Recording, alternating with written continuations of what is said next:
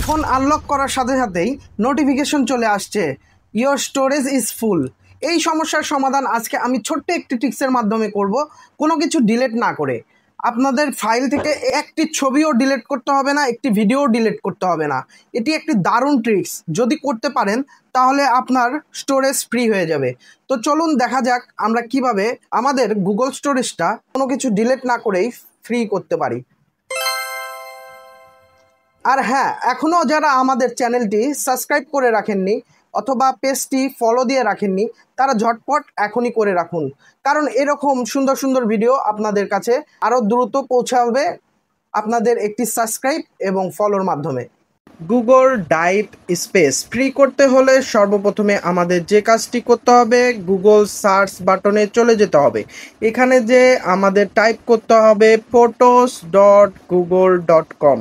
এটা আমরা টাইপ করার সাথে সাথে প্রথমেই সাইন ইন অপশনটি পেয়ে যাব। এটা প্রবেশ করে নেব। বাম দিকে আমরা লক্ষ্য করতে পারবো 3 ডট মেনু ফটোস।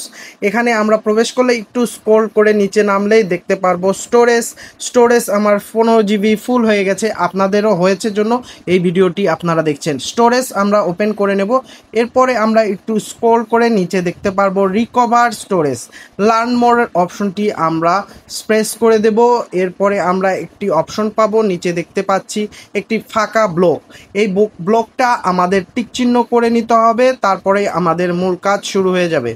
এটা টিক চিহ্ন করার সাথে সাথে আমাদের একটি অপশন চলে আসবে, যেটা করার সাথে সাথে আমাদের কাঙ্ক্ষিত স্পেস আমরা পেয়ে যাব, যেটা দিয়ে আমাদের ব্যাকআপ অনেক ভালো আসবে। আপনারা করে দেখতে পারেন এবং এরকম ভিডিও যদি পেয়ে আপনারা উপকৃত হয়ে থাকেন তাহলে অবশ্যই চ্যানেলটি সাবস্ক্রাইব করে রাখবেন, পেজ থেকে দেখলে ফলো দিয়ে রাখবেন।